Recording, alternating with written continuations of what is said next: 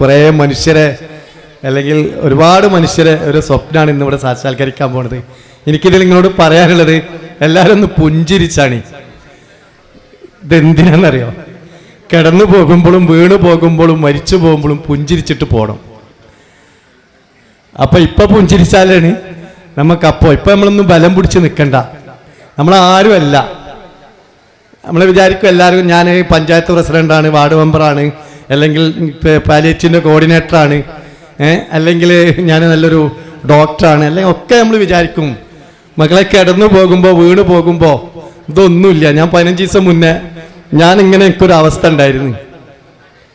ഞാൻ അവിടെ വരച്ചൊരു ചിത്രത്തിലൊരു വയസ്സങ്കാക്ക് ഇങ്ങനെ ഒരു വടി പിടിച്ച് നിൽക്കുന്നുണ്ട് ഒരു കസാലയിൽ, അല്ല ഇരിക്കുന്നുണ്ട് കസാലയിൽ. അപ്പോൾ ഞാൻ എൻ്റെ കൂട്ടുകാരോട് പറഞ്ഞേ, ഞാനിങ്ങനെ 15 ദിവസം മുന്നേ 1 മണിക്കൂർ അങ്ങനെ ഇരുന്നിട്ടുണ്ട്. കാരണം ഡോക്ടർ വാദം ഒട്ടിച്ചിട്ടുണ്ട്, സന്ദർശകർക്ക് പ്രവേശനമില്ല, ആരും വരണില്ല റൂമിൽ. എൻ്റെ കുട്ടികൾ, എൻ്റെ സ്നേഹത്തിലെ കുട്ടികളും എൻ്റെ ഇവിടുത്തെ പാലിയേറ്റീവുകാരൻ്റെ കുട്ടികളും എൻ്റെ നാട്ടുകാർ ആരും വന്നില്ല. ഞാൻ ആ റൂമിൽ ഒറ്റപ്പെട്ടിങ്ങനെ ഇരിക്കുമ്പോൾ ഞാനെന്ന മനുഷ്യ ഒന്നുമല്ലായിരുന്നു. അങ്ങനെ തളർന്നു പോകുന്ന നിമിഷം, ഒറ്റപ്പെട്ടു പോകുന്ന നിമിഷത്തിലെ ഒന്ന് ചിരിക്കാൻ പഠിക്കണേ നല്ലതാണ്, അവനവനോട് തന്നെ. എന്തായാലും ഭയങ്കര സന്തോഷത്തിലാണ് ഞാൻ ഇതൊക്കെ പറഞ്ഞത് കേട്ടോ. അങ്ങനെ കിടന്നു പോകുമ്പോഴും നമ്മൾ വീണു പോകുമ്പോഴും മരിച്ചു പോകുമ്പോഴും ചിരിക്കാനുള്ള മനുഷ്യനായി മാറട്ടെ. പിന്നെ ഇവിടെ സാബിക്ക് പുല്ലൂര് ഫസൽക്കൊക്കെ നാൾ വഴികളൊക്കെ പറഞ്ഞു. എനിക്ക് നിങ്ങളോട് ആ നാൾ വഴിയിൽ ഒരു കാര്യം പറയാനുള്ളൂ.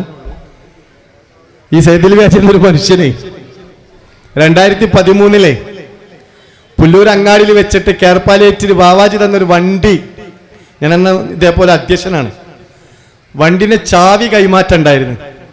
ആ ചാവി കൈമാറ്റത്തില് മൂപ്പര് ഞങ്ങളെ നോക്കിയിട്ട് റോഡിന്റെ അങ്ങേ സൈഡിൽ കൂടെ ഞങ്ങളെ നോക്കിയിട്ട് ഈ കുറ്റൂക്കാർക്കും പിന്നെ തിരൂക്കാർക്കും ഇവർക്കൊക്കെ എന്താ ഇവിടെ പണി, ഞങ്ങളുടെ നാട്ടിൽ പുല്ലൂർ എന്താ പണി എന്ന് പറഞ്ഞിട്ട് മുഖം തിരിച്ചുപോയൊരു മനുഷ്യനാ.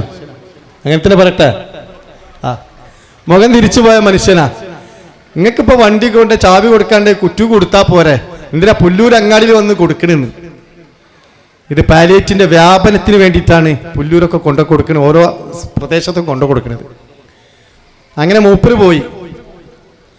ഒരു 5-6 ദിവസം കഴിഞ്ഞപ്പോ മൂപ്പര് അമ്മാനെ കോട്ടക്കൽ ഹോസ്പിറ്റലിൽ നിന്ന് മടക്കി അയച്ച് വീട്ടിലേക്ക് കൊടുക്കും, നല്ലപോലെ നോക്കിക്കോളി എന്ന് പറഞ്ഞിട്ട്. ഇനി ഒന്നും ചെയ്യാൻ ഞങ്ങൾക്കൊന്നും, ഡോക്ടർമാർക്കൊന്നും ചെയ്യാനില്ല, ഞങ്ങൾ വീട്ടിലേക്ക് കൊണ്ടുപോയിക്കോളി എന്ന് പറഞ്ഞു. അപ്പോൾ സൈദിൽ വ്യാജിനോട് ഞങ്ങളോട് പറഞ്ഞതാണ്, എങ്ങനെ ഈ നല്ലപോലെ നോക്കുക, ഒന്നും വയ്യാത്ത, തിന്നാനോ അല്ലെങ്കിൽ മലം പോവാത്ത, അല്ലെങ്കിൽ നേരം പോലെ ഒന്നും ഇരിക്കാൻ പറ്റാത്ത ഉമ്മാനെ എങ്ങനെ ഞങ്ങൾ നല്ലപോലെ നോക്കുകയാണ്. അങ്ങനെ വീട്ടിലേക്ക് കൊടുന്ന് ഒരു 4-5 ദിവസം കഴിഞ്ഞപ്പോൾ വയറ്റിന്ന് പോടില്ല.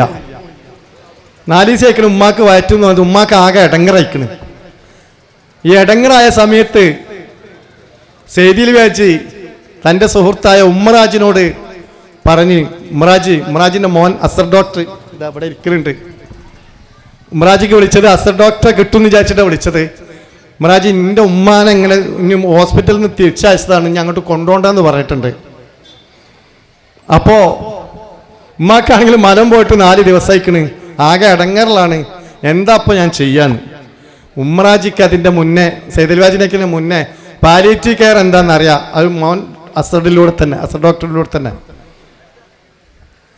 അപ്പോൾ ഉമ്മറാജി പറഞ്ഞു, എന്തിനാജി ബേജാറാവണ്, നമ്മളെ തലക്കാട് പഞ്ചായത്തിനകത്ത് പാലിയേറ്റീവ് കെയർ എന്നൊരു സംവിധാനം ഉണ്ട്, അവരെ വിളിച്ചാൽ പോരേന്ന്. അതെന്താന്ന് ചോദിച്ച്, വേണ്ട, ഒരു 2 മണിക്കൂറിന് ശേഷം പാലിയേറ്റീവിൻ്റെ നഴ്സും വളണ്ടിയറും ഡ്രൈവറും ഒക്കെ പാടെ സൈദിൽ വ്യാജിൻ്റെ വീട്ടിൽ ചെന്ന് ഇടങ്ങറായി കിടക്കണം ഉമ്മാൻ്റെ കട്ടിലിനരും. ഉമ്മ അതുവരെ മുണ്ടൊന്നുമില്ല, അങ്ങനെ ആരോടും സംസാരിക്കണമൊന്നുമില്ല, സൈദിൽ വ്യാജ് പറഞ്ഞ വാക്കാട്ടോ. പക്ഷെ പാലിയേറ്റീവ് കെയറിൻ്റെ ആൾക്കാർ ചെന്നപ്പോൾ പിന്നെ സൈദിൽ വ്യാജിൻ്റെ ഭാര്യനെയും പിന്നെ ആരൊക്കെ വിളിച്ചിട്ട് നിങ്ങളിവിടെ നിൽക്കി, ആണുങ്ങളൊക്കെ പുറത്താക്കിയിട്ട് നഴ്സ് 1/2 മണിക്കൂർ കൊണ്ട് PR ചെയ്യാന്നറിയും, മലം ബ്ലോക്കായത് എടുത്തു കൊടുത്ത് PR ചെയ്തിട്ട് ഒരു 1/2 മണിക്കൂറിന് ശേഷം വാതിൽ തുറന്നപ്പോൾ സൈദിൽ വ്യാജ് പറ, എൻ്റെ ഉമ്മ ചിരിച്ച് ഞങ്ങളോടൊക്കെ സംസാരിക്കണ ഉമ്മാനെ ഞങ്ങൾക്ക് കിട്ടിയത്, എന്താ ഇപ്പൊ ഇവര് ചെയ്തത്? അതൊന്ന് അറിയണമല്ലോ എന്ന് കരുതി പാലിയേറ്റീവ് കെയറിനെ മനസ്സിലാക്കാൻ വന്നൊരു മനുഷ്യനാണ് സെയ്ദിൽ വ്യാജ് എന്നൊരു മനുഷ്യൻ. ഇന്ന് ഞങ്ങളെ നിൽക്കണ ഈ ബിൽഡിങ് എങ്ങനെ അയക്കണോ, ഞങ്ങളോടൊപ്പം സമയവും ധനവും എല്ലാം നൽകിയിട്ട് ഈ മനുഷ്യ ഇവിടുന്ന് പോവാതെ 3-4 വർഷം ഇവിടുന്ന് പോവാതെ അഹമ്മദ് ഖാന്റെയും സുക്കൂർ ഖാന്റെയും ഞങ്ങളൊക്കെ ഒപ്പം കൂടെ നിന്നതിന് ഏറ്റവും സന്തോഷമായൊരു ദിവസം, ഞങ്ങളെക്കാട്ടും ചിലപ്പോൾ സന്തോഷം ഉണ്ടാവും ആ മനുഷ്യർക്ക്, ഞങ്ങളെക്കാട്ടും സന്തോഷം ഉണ്ടാവും. കാരണം ഒരു പ്രൊജക്റ്റ് എങ്ങനെ വിജയിപ്പിച്ച് മുന്നിലേക്ക് വെക്കാന്ന് ഞങ്ങളൊക്കെ സ്വപ്നം കാണുന്നുള്ളൂ. ഞങ്ങളെ സ്വപ്നം സാക്ഷാത്കരിക്കാൻ ഞങ്ങളെ കൂടെ നിൽക്കുന്ന കുറേ മനുഷ്യരുണ്ട്. ആ മനുഷ്യരിൽ ഏറ്റവും മുന്നിൽ നിർത്താൻ പറ്റിയൊരു മനുഷ്യൻ കൂടിയാണ് സെയ്ദിൽ വ്യാജ്. അത് നിങ്ങൾ ഓർമ്മപ്പെടുത്താണ്. ഞാൻ അവസാനിപ്പിക്കുകയാണ് ഒറ്റ കാര്യം പറഞ്ഞിട്ട്. എത്രത്തോളം ഈ ഒരു കെയർ പാലിയേറ്റീവിനെ തലക്കാട് പഞ്ചായത്തിലെ മനുഷ്യർ നെഞ്ചിലേറ്റിക്കണെന്നുള്ളത് ഒരൊറ്റ വാക്കിലൂടെ ഞങ്ങളോട് പറഞ്ഞ് അവസാനിപ്പിക്കുകയാണ്. ഒന്നുമില്ല, ഇന്ന് രാവിലെ ഞാൻ വീട്ടിൽ നിന്ന് ഇറങ്ങുന്ന സമയത്ത് കുറെ മനുഷ്യർ വിളിച്ചിരിക്കണം ഇതുമായി ബന്ധപ്പെട്ടിട്ട്. പക്ഷേ ഒരു മനുഷ്യനെ എനിക്ക് വിളിച്ചിട്ട് തെല്ല് സങ്കടത്തോടെ എന്നോട് പറഞ്ഞ്, ഒന്നുമില്ല, നാട്ടിലൊരു ചായ കച്ചവടക്കാരനാ, ചായ അങ്ങനെ തന്നെ പറയാം, എൻ്റെ സുഹൃത്തും കൂടിയാ. ഓൻ പറയാണ്, എൻ്റെ അടുത്ത് പാലിയേറ്റീവ് കെയറിന് തരാൻ പൈസ ഒന്നുമില്ല, പക്ഷെ എനിക്ക് എന്തെങ്കിലും അതിന് ചെയ്യണല്ലോ, ഞാനൊരു കാര്യം എന്നോട് പറയട്ടേന്ന്. ഞാൻ പറയാം, എന്തേന്ന് ചോദിച്ചു. ഒന്നുമില്ല, എനിക്ക് തരാൻ പറ്റിയത് ചായയും കടിയാണ്. നിങ്ങളെ പാലിയേറ്റീവ് കെയർ വണ്ടി എൻ്റെ കടന്റെ മുന്നിലൂടെ പോകുമ്പോ ഒന്ന് നിർത്തി ബ്രേക്ക് ചവിട്ടിയിട്ട് അതിലെ നേഴ്സിനും അതിലെ വളണ്ടർക്കും അതിൻ്റെ ഡ്രൈവറിനും എൻ്റെ മരണം വരെ എൻ്റെ കടയിൽ നിന്ന് ചായ കുടിക്കാതിന് പൈസ എനിക്ക് വേണ്ട. ഇതാണ് പാലിയേറ്റീവ് കെയറിന് നെഞ്ചിലേറ്റെന്ന് പറഞ്ഞത്. ആ മനുഷ്യർക്കറിയാം ഞാൻ എൻ്റെ ആരോഗ്യമുള്ള കാലത്തെ ചായ വീത്തുള്ളൂ, അത് കഴിഞ്ഞാൽ എൻ്റെ വീട്ടിൻ്റെ 4 ചുവരുക്കുള്ളിൽ 4 കാലുള്ള കട്ടിലിൽ എന്നെങ്കിലും ഞാൻ മലർന്ന് കിടക്കുമ്പോൾ പാലിയേറ്റീവ് കെയർ വരേണ്ടി വരും.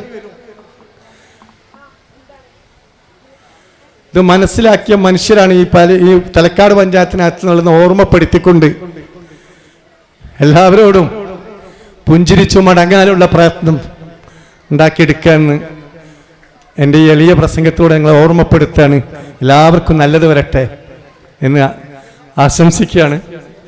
2 വാക്ക് സംസാരിക്കാൻ വേണ്ടി എൻ്റെ സുഹൃത്ത് ഫൈസലിനെ ഞാൻ ക്ഷണിക്കുകയാണ്. ഫൈസലൊക്കെ ബാവാജി ഫൈസൽ അങ്ങനെ കുറേ മനുഷ്യർ ധനം കൊണ്ട് നമ്മളെ കൂടെ നിൽക്കുന്നുണ്ട്. കുറേ മനുഷ്യരുണ്ട്. അദ്രാമാനാജിനൊന്നും മറക്കാം. അദ്രാമാനാജ് പ്രത്യേകം പറഞ്ഞതാണ്, ഞാൻ പ്രത്യേക സാഹചര്യത്തിൽ കുറ്റൂർ അദ്രാമാനാജ് പ്രത്യേക സാഹചര്യത്തിൽ ഞാൻ പോവുകയാണ്, എനിക്കിതിൽ പങ്കെടുക്കുന്ന അതിയായ ആഗ്രഹമുണ്ട്. പക്ഷെ അവിടെ അബുദാബിയിൽ ഒഴിവാക്കാൻ പറ്റാത്തൊരു മീറ്റിംഗ് ഉണ്ടായതുകൊണ്ടാണ്.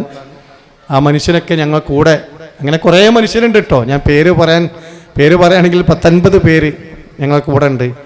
ഫൈസൽ 2 വാക്ക് സംസാരിക്കാൻ ആശംസ അർപ്പിക്കാൻ ക്ഷണിക്കുക.